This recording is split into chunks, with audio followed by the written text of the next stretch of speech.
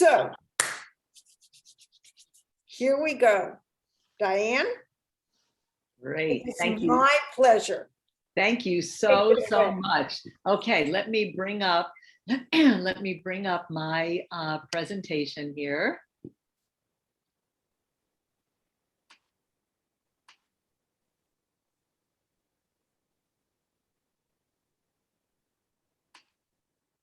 And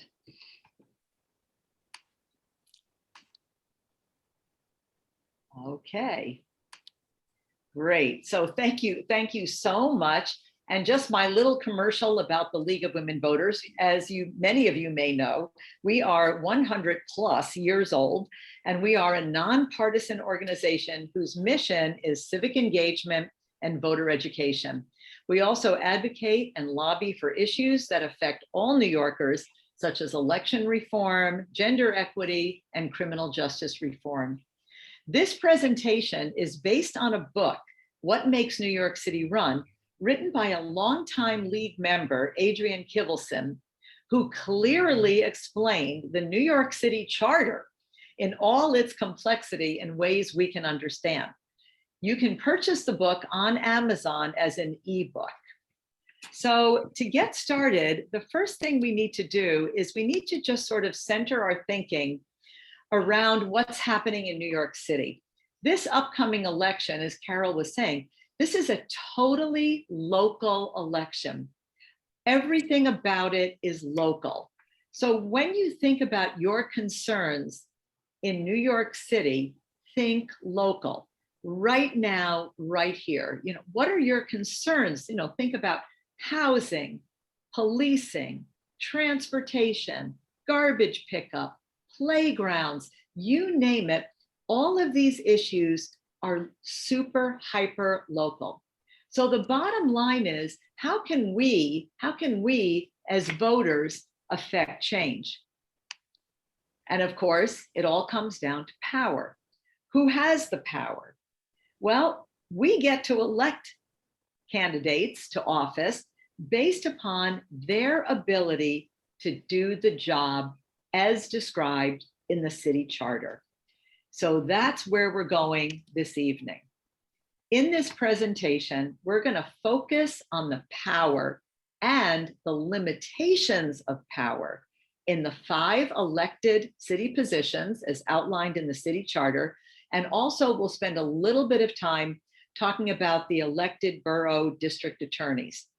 We're going to examine their individual unique toolboxes and also reflect on our power as voters and how all this affects our lives, how significant local elections really are.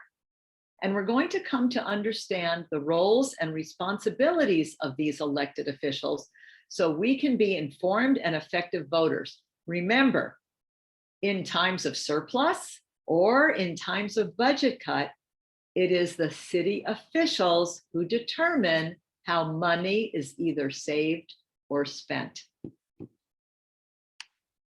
So let's start our conversation with the citywide elected officials. These 3 officials, the mayor, the comptroller, and the public advocate, are going to appear on everybody's ballot across the entire city. So let's start here and talk about their power. Let's start with the mayor. The mayor in the city charter actually has really kind of a disproportionate amount of power. The city charter really is mayoral heavy, if you will. The mayor actually, in terms of the mayor's role, appoints the heads of almost every single agency, including the commissioners of health, fire, police, sanitation, and the mayor approves or vetoes any bill that's passed by the city council. The mayor proposes a budget every single year for the city, and he or she has to present that budget to the city council every spring. The mayor develops a long-term strategic plan that will help the city develop in a good way, we hope. The mayor can also create an agency to do work that's not being done by an existing agency. And the mayor also has the power to abolish an agency that's not needed anymore. So let's look at a specific example of something the mayor does. So in the area of strategic planning, for example, in 2014, Mayor de Blasio launched Housing New York. And this was a 5-borough, 10-year plan to create and preserve at least, probably more, 200,000 high-quality, affordable homes over a 10-year period. So this is something a mayor is responsible for doing. They have to create a long-term plan, and they have to obviously publicize what they're doing. So that's an example. Let's take a look at the comptroller. The power of the comptroller is audit power. There have been put into place really strong constraints in the city charter to avoid the pitfalls of what happened in the 1970s and 80s when New York City almost went bankrupt. The comptroller is an elected position in order to keep the comptroller independent of the mayor and the city council. So you want them to be totally independent of each other. You would not want the comptroller to be appointed by the mayor, because then there's no independence there for this power they have to audit. The comptroller advises the mayor and the city council on the financial conditions of the city. The comptroller recommends fiscal policies and financial transactions that will benefit the city. The comptroller audits and investigates all matters related to and affecting city finances. So you see the theme here, right? It's all about the money. The comptroller is the caretaker of the city's money and vigilantly watches for any sign of corruption. The comptroller must audit and report to the mayor and the city council every year by March 1. And the process must be transparent. Therefore, there is a fabulous website for all of us to use that's called checkbooknyc.gov. And I'm going to take you to it right now so you can see it. So this is, and you can access this. This is checkbooknyc.gov. And this is literally as if you were looking into the New York City checkbook as handled by the comptroller. So you can click on payroll, for example, and it will take you to payroll spending in New York City up to date. You can click on budget, for example, and it will take you, here we go, to the expense budget of New York City right now. So this is actually a pretty cool way for the city government to really be transparent to us when we know about it. And I highly recommend that you check this out, and go to it. The other thing the comptroller does, and this is an example of the work they do because they're constantly auditing and reporting. This is an example of a watch list that our present comptroller, Stringer, has put together. And it's a watch list of what's happening right now with homeless services agencies. And this is what you call really paying attention. If you notice, spending has really significantly increased, and yet services have pretty much flatlined. So this is an example of the kind of thing that the comptroller is constantly watching for. Is our spending in areas such as this congruent with the services that are being provided? And that's something that the comptroller is responsible for. The next role is the role of public advocate. Now, the public advocate's power is actually subpoena power. And public advocate also, interestingly, is the first in line of succession if the mayor can no longer do the job. So the public advocate would then be appointed as acting mayor until a special election could be held. The public advocate, if you want to think of the public advocate as sort of the eyes, ears, and mouth for all New Yorkers. The public advocate literally advocates for the public by monitoring, investigating, and responding to all citizen complaints. The public advocate monitors public information and complaints from New Yorkers from all over the city. The public advocate investigates and attempts to resolve the complaints and looks for patterns of complaints that are coming in from across the city. The public advocate may hold public hearings on the performance of city agencies to be sure they're providing the promised services and are complying with the law. The public advocate does not have a vote in the city council, but may introduce legislation to the city council. And the public advocate must report to the city council every year what they've been up to. The public advocate also chairs the Commission on Public Information and Communication and appoints one member of the City Planning Commission. An example of something the public advocate has been doing recently, our public advocate, Williams, has been creating this watch list of landlords in New York City. And I want to take you to this site because this is very interesting. This is actually a map of the city. As soon as it comes up, you'll see, come on, list, there it is.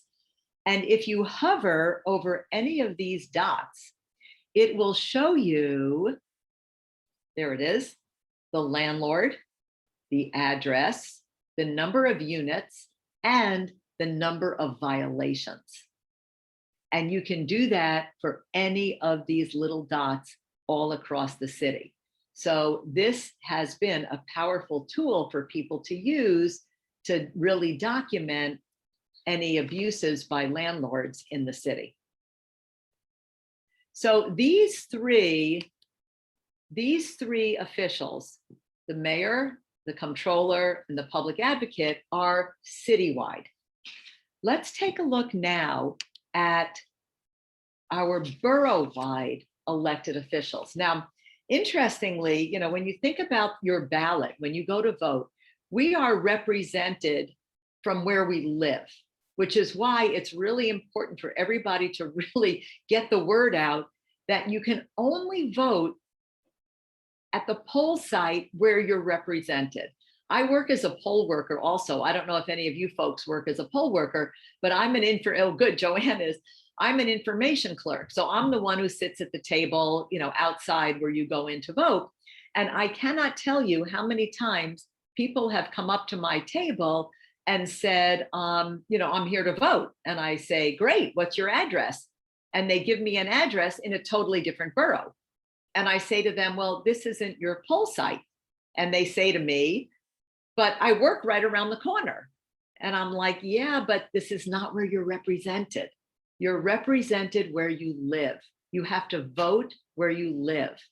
And so in this primary, this upcoming primary, as well as in any election, the citywide officials at the top of the ballot will be the same in every borough. But when we get to these officials, these are borough specific. So every borough is going to be electing a borough president, a certain number of city council members based on the population of the borough, and every borough will elect a district attorney. So these are the roles and responsibilities of these offices. So let's start with city council.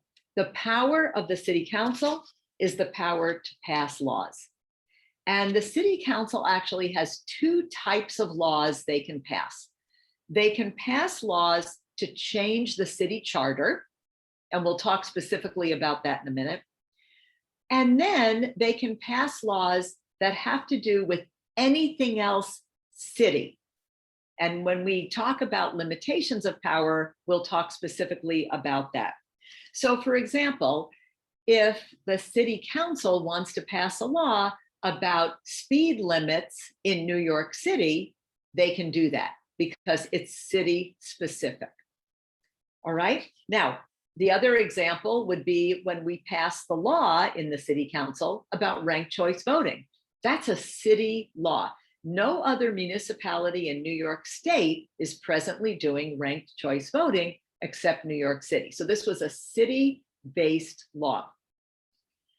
The city council approves or disapproves the budget that is proposed by the mayor. It approves or disapproves city planning commission's land use decisions in zoning, housing, urban renewal projects or plans. And the city council investigates any matter related to property or governance, including participation of minority and women-owned businesses in the city procurement process. They have to approve agency heads such as the Board of Elections head, the Board of Health, and the Tax Commission. And they have to assist their constituents as they navigate social services and city agencies. Most importantly, the other thing that City Council has that we all need to be tuned into and really asking this question of our City Council members is City Council members should be participating in the participatory budgeting plan. In this plan, all City Council members get up to, or actually more than $1 million out of their budget for communities in their district to select capital projects for funding. So for example, a capital project might be including a park in the community or adding on services to a library or a school or public housing or community spaces. All of this, these are all capital projects that can be funded through participatory budgeting. The way it works is the entire community is invited to participate in meetings with the city council member, and then the entire community gets to vote on the proposal to be funded. So make sure you ask your city council person, are you participating in participatory budgeting? And it's really an opportunity for that grassroots participation that all of us activists really crave. Another specific example of something that City Council has been able to pass is various environmental laws. And we'll talk about one of the other laws in a minute. But for example, in May of 2019, the City Council passed a law requiring that roofs of certain buildings be green or have solar cells on them. So that would be an example of the kind of law that they can pass that's just city-based. Let's turn our attention to the borough president. The power of the borough president is not really financial, but the power of the borough president is in delivery of services. They function the same way that county executives in other New York counties function. They're sort of like the CEO of the county. The borough presidents must be consulted by the mayor and the city council on any budget expenditures for their borough. They may propose legislation and budgetary expenditures for their borough to the city council and the mayor, so it goes both ways. They get to allocate discretionary spending for their borough. They review all land use decisions that affect their borough. They coordinate all citizen complaints, and they chair a board of council members and community board members in their borough, and more about that in a second. They also get to appoint one member of the Department of Ed and the City Planning Commission. Now, I want to step back for a minute and talk about community boards. Now, community boards are not elected, but they are, again, a very powerful grassroots group that we need to be paying close attention to. In the city, there are 59 community boards.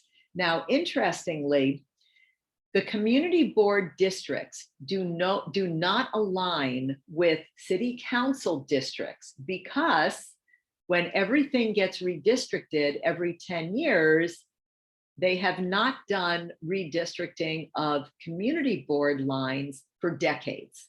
So the lines are the same, but the city council lines have changed.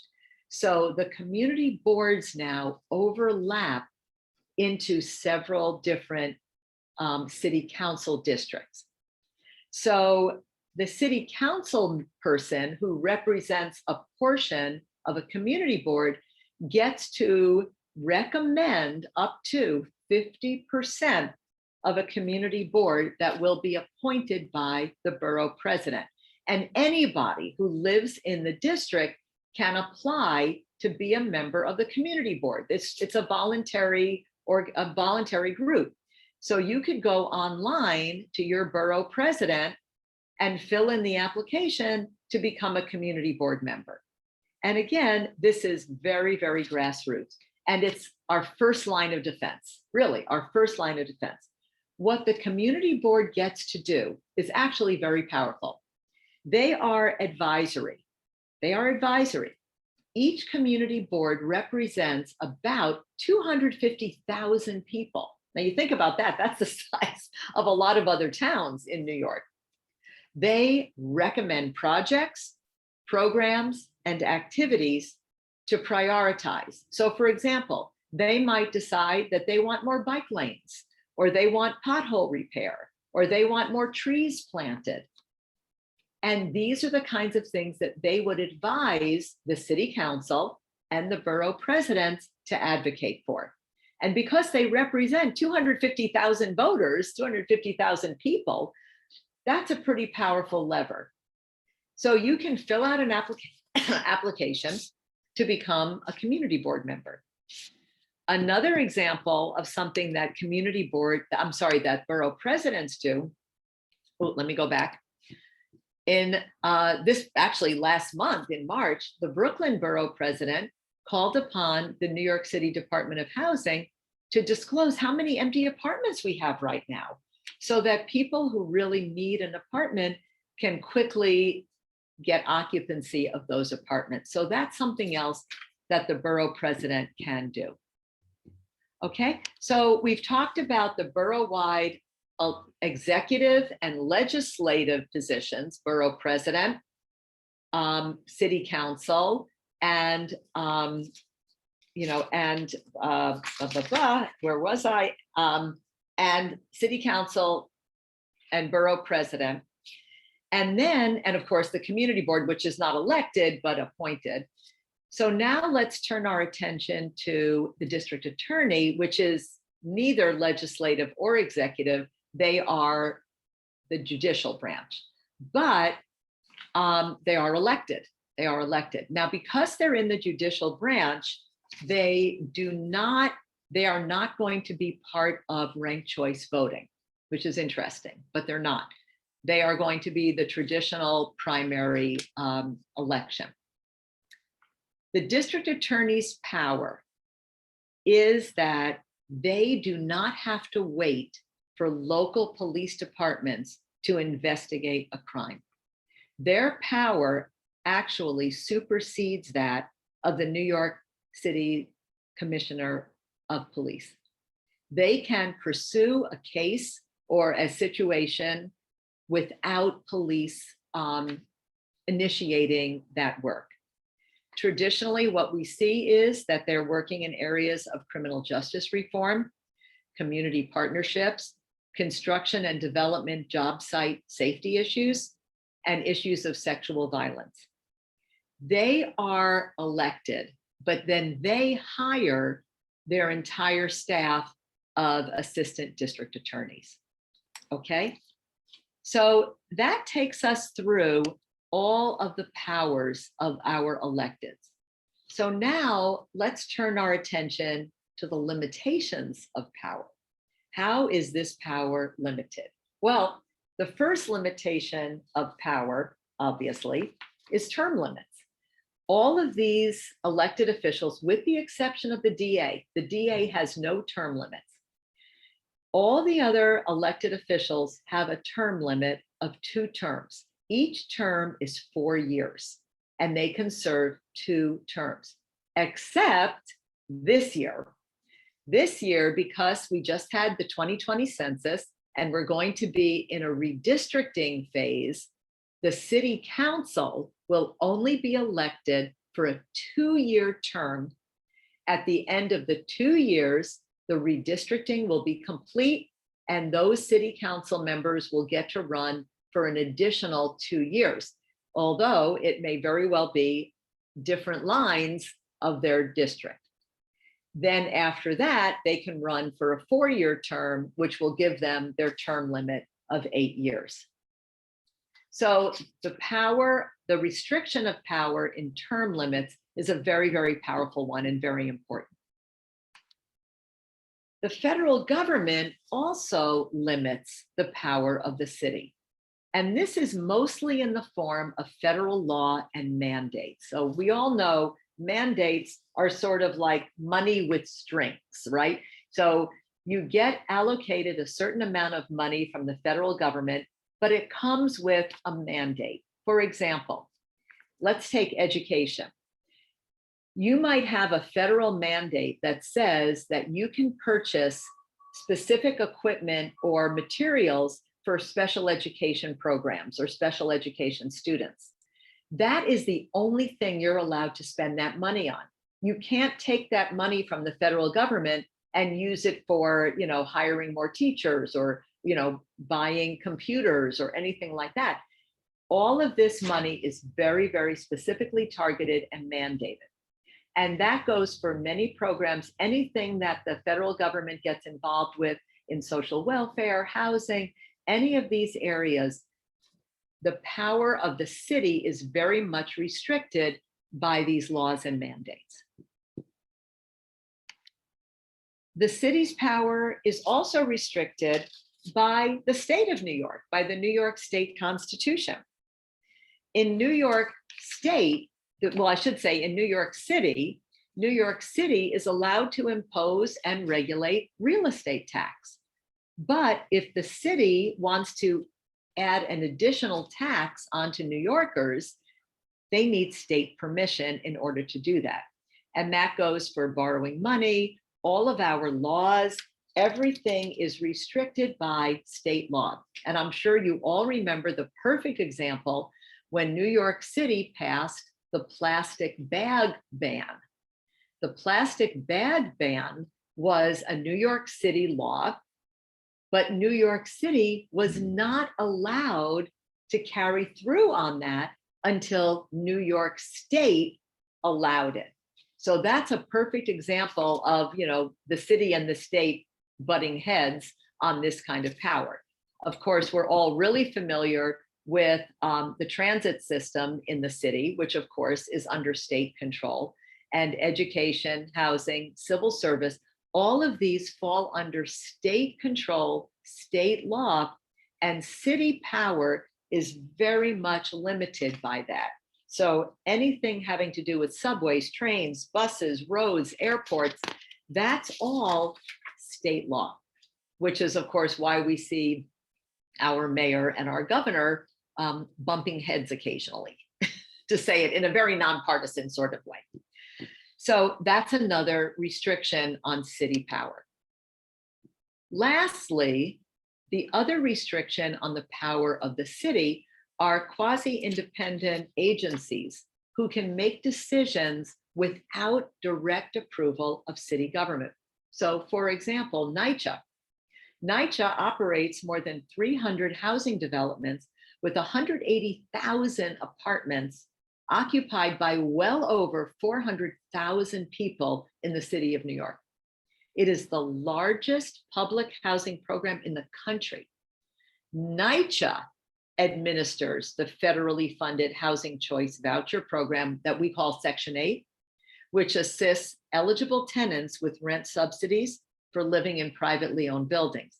NYCHA operates senior and community centers within the housing developments. That's NYCHA.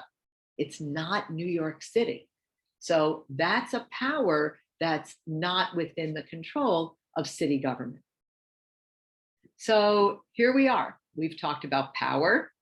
We've talked about limitations of power, but what about us? What's our power? And we need to talk about our power in terms of our voice. We can interact with the city government in a number of ways. Each elected official maintains their own website that we can access. We've already looked at Checkbook, and we've already looked at the public advocates watch list of landlords.